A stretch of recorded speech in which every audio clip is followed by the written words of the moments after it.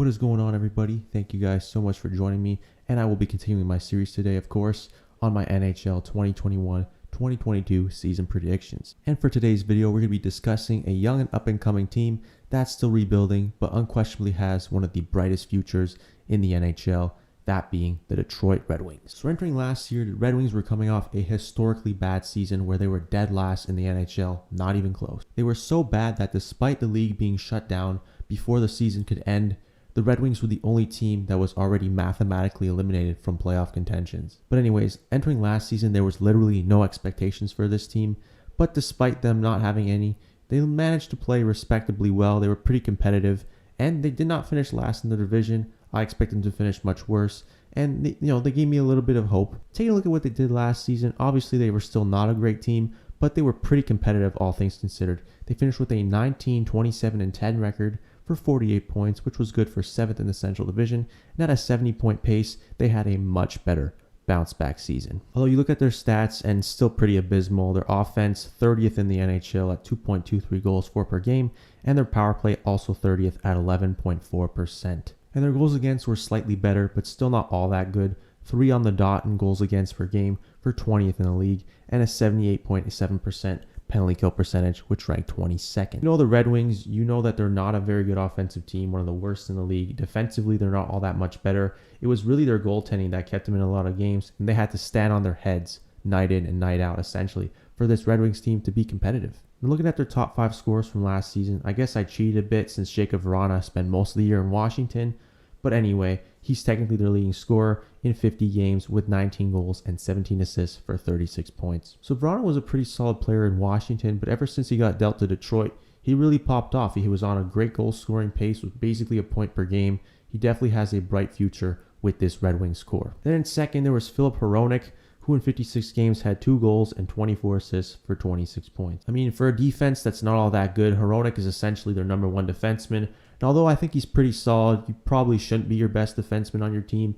But despite that, his statistics, decent, I guess. And third, it was Dylan Larkin, who in just 44 games had 9 goals and 15 assists for 23 points. Now you can factor in his health not being 100% maybe throughout most of the year, but ultimately Larkin, I feel like he's a much better player. 23 points is a little bit lackluster for me, even though it wasn't a smaller sample size. We do know that he's capable of a lot more than that. And in fourth, we had Adam Erne, who in 45 games had 11 goals and 9 assists for 20 points. Now, Erne was one of the lone bright spots for the Red Wings offense last season. Breaking out 11 goals, I mean, that's not amazing, but he did pretty well considering he was a bottom 6 player. Not too bad, I guess. Then in fifth, we have Filip Zadina, who in 49 games scored 6 goals and 13 assists for 19 points. Now, although Zadina is pretty young, I am starting to question, when is he going to elevate his game? I know it's been only a few years, but I feel like at this point, he's going to have a breakout season soon. When you look at their goaltending tandem, in my opinion, the only reason why they were even in games last season. So first, we have Thomas Greiss, who had the majority of the games, 34 games, 8-15-8 record, a 2.7 goals against average, and a 9-12 save percentage. Considering this Red Wings team could not score, he stood on his head, 9-12 save percentage, pretty decent, and under 3 goals against per game, not too bad. The goaltending really showed up. And that would include Jonathan Bernier, 24 games, a 9-11-1 record, a 2.99 goals against average, and a 9-14 save percentage. Basically the same story. I don't know what this Red Wings team would be without this goaltending. They would have finished a lot lower in the standings. Now entering this season, the Red Wings are still a rebuilding team, and I don't think expectations are all that much higher, but they're definitely bringing in a lot of solid young talent coming in.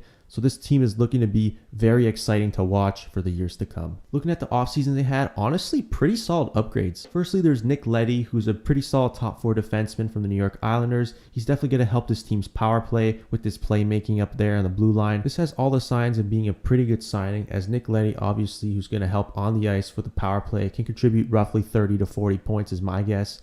And you know what? He's also a vet, so he can provide a lot of leadership for this young Red Wings team. And they also signed Pius Suter coming from Chicago, who's coming off a pretty solid rookie year. I'm not exactly sure what his ceiling is, but he can definitely fill a pretty decent role on the second line for this Red Wings team, I guess. And they also added Alex Nedeljkovic, who Carolina weirdly decided to flip to Detroit.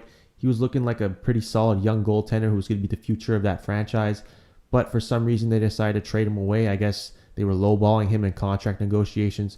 Total pylons, in my opinion. But for Detroit, massive W. They fleeced the Hurricanes, and he's going to be a very solid goaltender for this team moving forward. However, they did lose Jonathan Bernier, who decided to sign with the Devils after he was traded to Hurricanes initially. Now, Bernier had a couple of very solid seasons, the lone bright spot for this Red Wings team on most nights, but obviously with adding Alex Nedeljkovic, it probably cancels out in my opinion. And of course, they also lost Dennis Cholowski, who was claimed by the Seattle Kraken. Now, Cholo is still a very young defenseman. He's kind of trying to get his feet under him at the NHL level. Didn't quite work out with the Red Wings, so maybe he can be something special with the Kraken. We'll see what happens with him. Overall, these are pretty decent additions, and I think they probably make the Red Wings a better team. If I had to take a guess, I think they're still likely gonna suck this season, but they definitely have a lot to look forward to, no doubt about that. All right, so these are the guys that I have as the top 5 scorers for the Red Wings this season. First, I got Dylan Larkin scoring 20 goals and 35 assists for 55 points. Larkin, when healthy last season, I felt he was a little bit disappointing,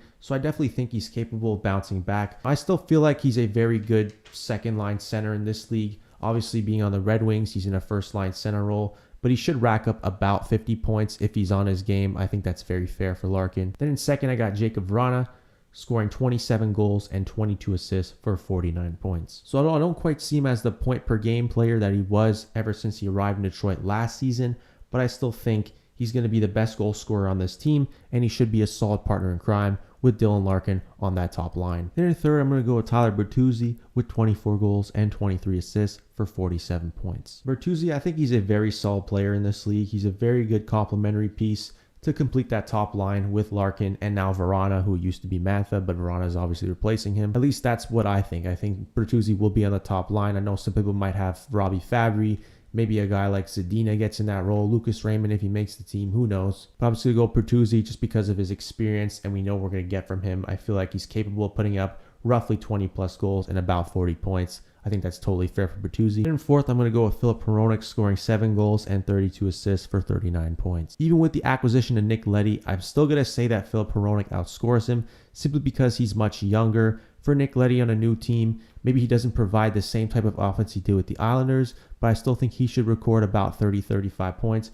As for Hronek, I think he can hit the 40-point mark. I mean, last season he was pretty decent. Now, this may come down to what type of impact that Moritz Seider might make on the team in his rookie year, but for me, as of right now, Hronek is still the team's #1 defenseman, and he will be relied upon once again to be the key contributor offensively. Then in fifth, I'm going to go with Filip Zadina, scoring 15 goals and 23 assists for 38 points. Now, although Zadina is pretty young still, I am starting to get a little bit of questions about what his ceiling is at this point. I'm just kind of waiting for him to break out, and he may for this upcoming season, but for now, I feel like knocking around 40 points in a full 82-game season, I think that's fair. We'll see what happens. Maybe this will be his breakout season, especially with a lot of young guys coming in. Maybe it's a perfect opportunity for him to really step up his game, but we'll see what happens. Now, based on my expectations for the Red Wings this season, I mean, there's no question that this team has a bright future, and they have a ton of amazing young prospects coming up in the system. I think eventually they will get back to relevancy, and they'll be a threat in the Eastern Conference. But as of right now, I still don't quite think they're good enough. So I'm not going to say they make the playoffs this season. So with that, I'm going to say they finished 7th in the Atlantic Division with a 29, 42, and 11 record for a total of 69 points. Again, like the team, like the young pieces they have, they're going to have a solid future in the years to come. They're a very intriguing team, amazing talent, up and coming. But as of right now, I don't see them really competing for a playoff spot. And for me, they're probably likely a bottom 5 team in the NHL. Maybe they can surprise me and do a little bit better, be more competitive. Maybe pushed around 500 hockey. We'll see what happens with this Red Wings team, but my expectations are relatively low. That's going to wrap up this video on my season predictions and expectations for the Detroit Red Wings. What do you guys think about this Red Wings team? Do you still think they're going to be a pretty bad team and they're going to be in a running for #1 overall pick potentially? Or do you think there's a very solid core building and maybe they can surprise people, be super competitive, and maybe compete for a playoff spot? Who knows? Let me know what you think. Click like if you like this video and consider subscribing to this channel. Thank you guys so much for watching, and I'll talk to you in the next video. See you guys later.